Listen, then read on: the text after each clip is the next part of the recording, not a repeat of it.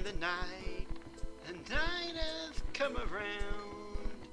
Hey everyone, this is new guy 3371. I gotta remember that user. He had a similar username. So yeah. So in this part we're doing Cave of Bad Dreams.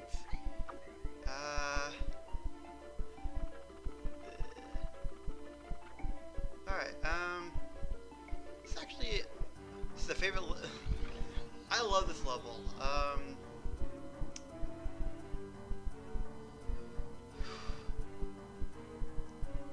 so if you don't remember from last part, I don't remember much from last part, what?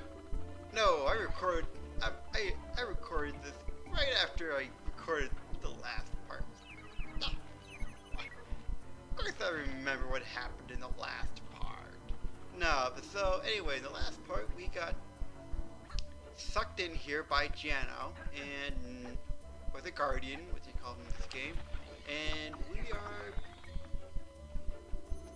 are now quote unquote racing him. And I failed. Yeah, there's spikes in this thing. We are quote unquote racing him.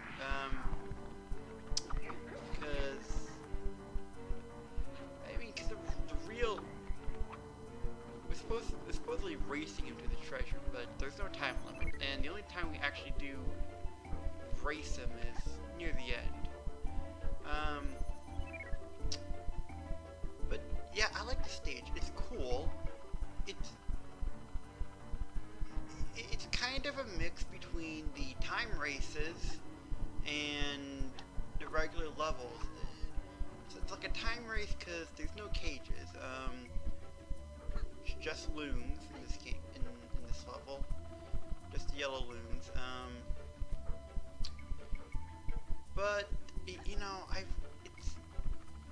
it's one of those stages that it kind of creeped me out when I was a kid, but I like it now, and the music is really cool. It's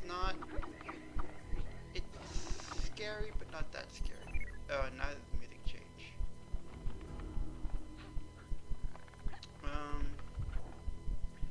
Yeah, funny part, this wall section right here is it's non-existent in the PS1 version. Because you don't have the stupid wall jump ability. Instead they replaced it with a lot of those purple loons. And I was actually looking through the manual recently, and the designs they use for the loons in the manual look actually different than what they do in this version. I think they use the PC and Dreamcast versions of the loons, and in the manual, the purple loons don't have eyes like they do in this game. Kind of weird. So here we have the mini Janos. The mini Janos are, I used to consider them a pain in the butt when I first played this game, but they're not that hard. At least in this version. Anyone who's ever played the PS1 version, they are annoying as fuck because they have crazy amounts of health. Man, I really hate this music.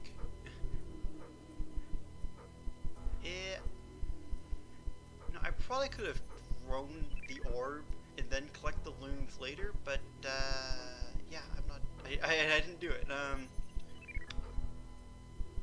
So we have a return to the orb mechanic. Unfortunately, we're going to see this a few times in the game. Not too much, but yeah, that's a very easy to miss loon if you're facing the wrong way or something. These are the caterpillars. I actually have not much to talk about because it's this point is pretty. Oh, the music's back! Yay! Yeah. I will say this. I do kind of like. I know this is technically the official soundtrack, but I like the MIDI arrangements on the N64 version better than the official the official tracks, probably because they're a bit more bass heavy and electronic sounding. I don't know if I've talked about this in the other parts, but in the official soundtrack, there's a lot more like whistling sound.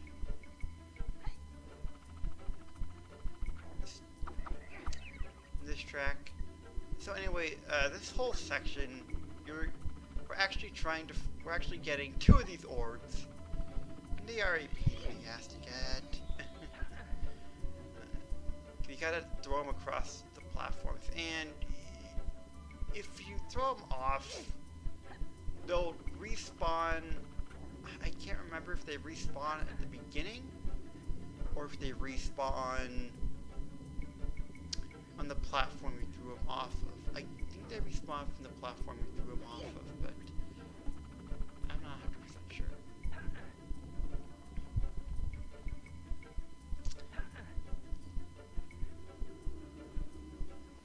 The good part, though, this part of the level is just it's not really hard, just very monotonous. I don't think it's actually possible to throw the orb all the way over there. It's possible to jump over there, but it's not possible to throw the orb. The orb! Man, remember that Venture Brothers episode? You know, the one with the orb? Yeah. And, yeah, you know, favorite line, you know, we have Thaddeus Venture going, well, it's like my father always said, if you wanna hide something from the world, you hide it where everybody can see it. Man,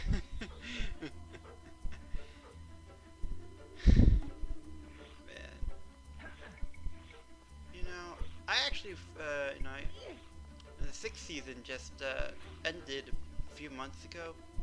2 months ago, I think it was like in March or April, but I liked it.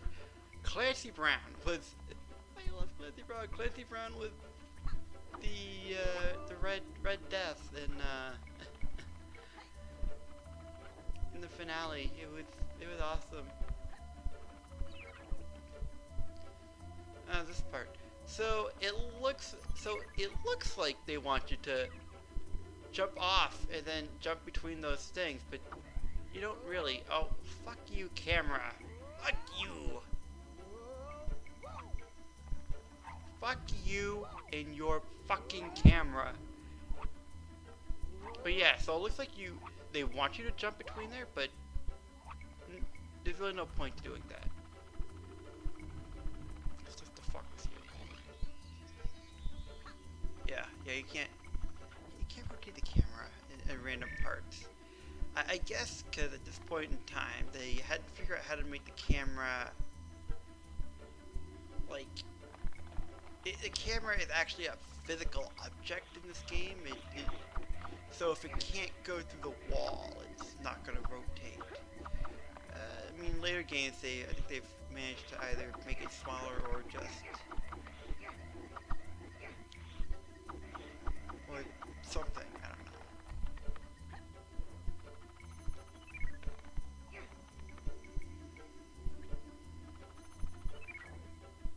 You're playing hopscotch.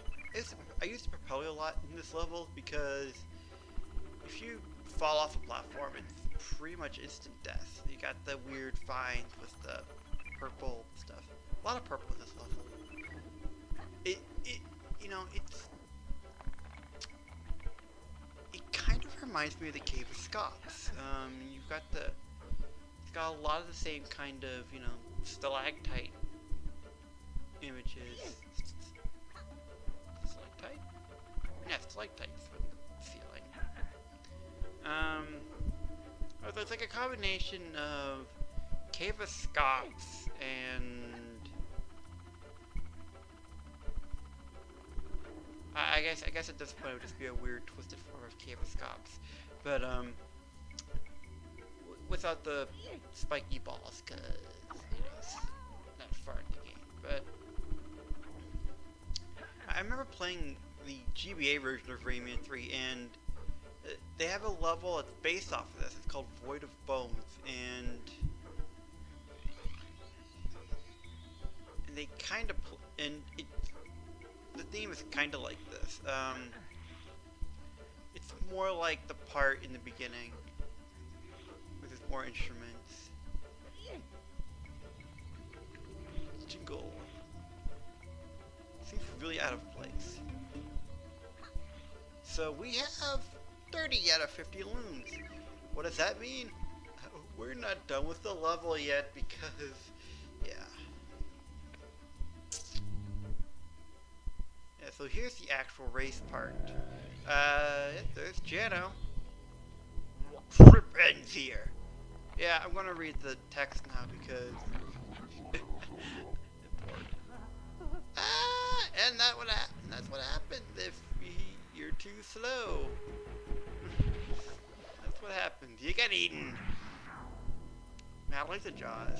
That's so cool. You get chased by Jaws. And it actually, like, yeah, it's supposed to sound like the Jaws theme. We will be, yeah, and here's the slide mechanic again.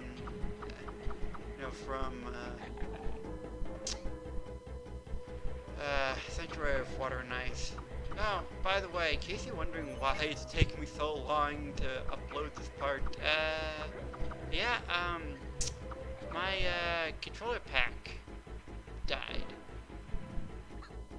Apparently the battery doesn't last as long as the battery on a cartridge.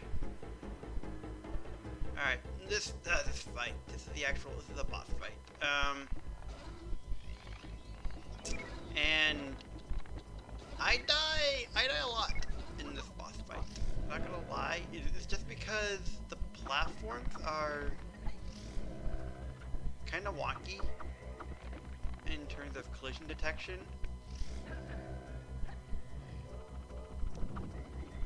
So this boss fight is actually a really good 3D boss fight. Now, a lot of people say that boss fights in 3D boss fights in general don't do too well in 3D, but there's one of the fucked up. See if you, if you grab a skull when he just fires it at you, you will spin around for some reason. But you can grab onto the skull, so it's not wise. So you usually want to hit it before. You usually want to hit it so you can jump right on it, because it's too slow to grab and pull yourself up. But anyway, as I was saying, this is actually a really good 3D boss fight, because it makes use of the 3D field. The fact that Jano can go behind you and stuff, and the fact that you're going away from the screen, and you really have to make use of the entire room, the entire 3D plane to really dodge attacks and stuff. There's a lot of stuff that goes on in this boss fight that you can't really do in a 2D platformer, and that's what makes this boss fight, isn't really much of a boss fight, but it's one of the better boss fights that's in 3D. It's not a head with two floating hands, but I fucked up. So that's confusing, because it's gotta stop moving away from the mic. Yeah, that part is really confusing because you see that he's still firing fireballs at you, but so it makes you think that he's waiting for you to come closer. No, but no, because the platform is too far away for you to jump to, so he's actually trying to, he's drawing you out.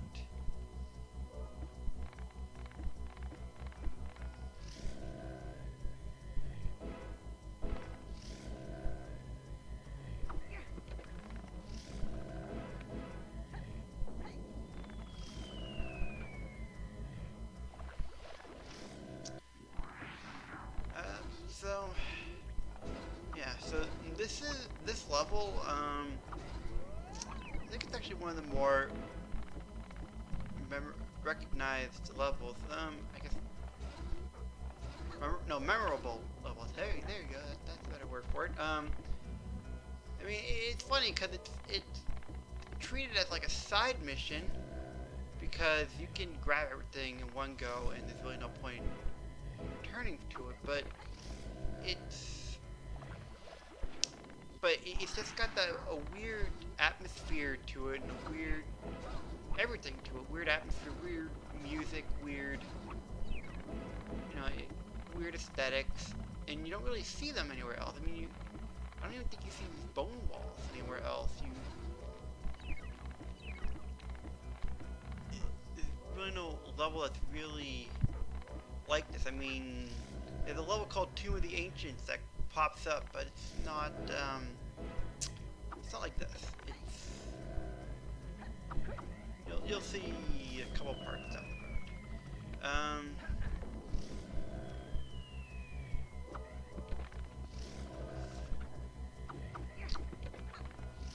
Actually, in fact, this, like, how I said this level was treated like a side level?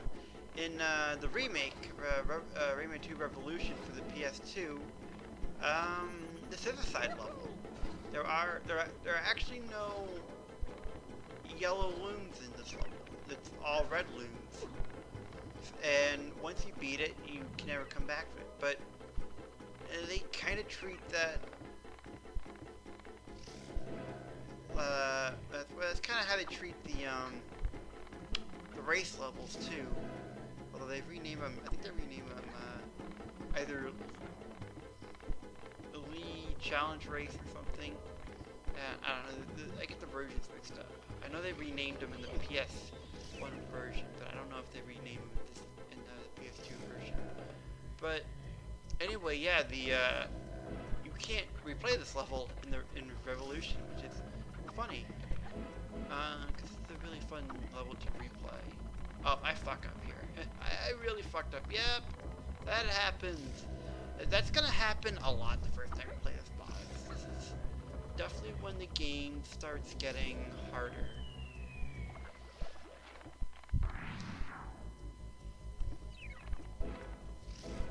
Yeah. So this part is probably gonna be about 20 minutes. It's actually, I fuck up a lot, but it's actually gonna be one of the shorter parts because I don't have enough time to, finish, the meaner health after this. Really, so. Oh, look at that skull just floating in the middle of the air. And that's it. That's the boss fight. The quote-unquote boss fight, because there's no health meter, and you just chase him. He doesn't die. Ghost, don't die. Can you get out of here alive? Well, I did, bitch. Here's the treasure. Here's all his treasure. Oh, you're the Zabba. Gets you to yeah.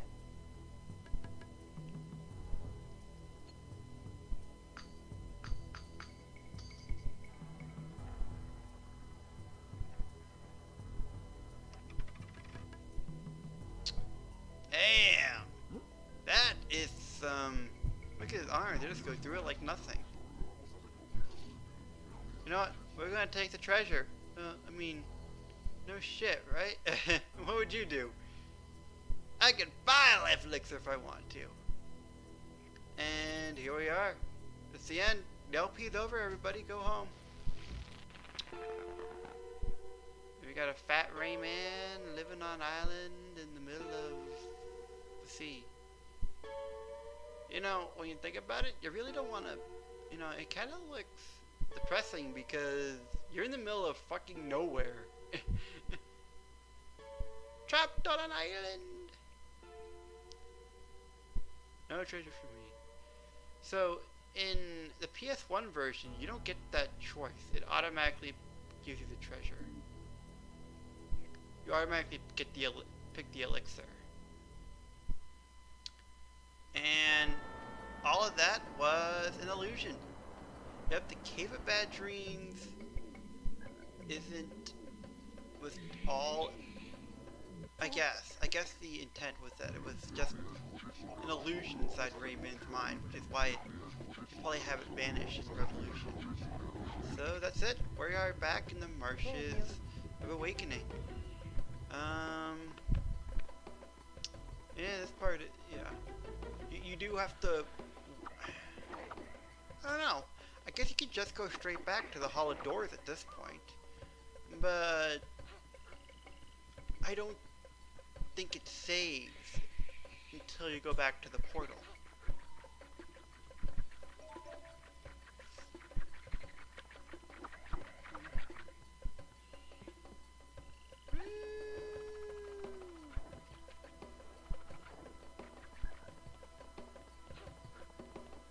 And that was one of the few times we had to backtrack. There's gonna be a few more that come up. At least one more. Yeah, and yeah, I got all the looms in the bayou. I went back. I actually do go back and get the looms in that level. Sanctuary of Water and Ice. Yeah, so I thought I had gotten all the looms in the stuff before that, but in the bayou before my card got erased, but it turned out I didn't.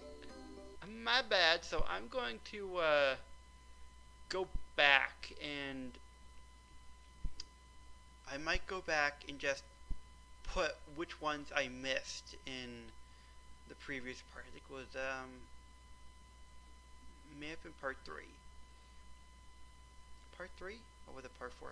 I don't know, but yeah, I may go back and put those back in. So yeah, so that was the Cave of Bad Dreams. Next part, we're going back to the Meaner Hills to save Clark.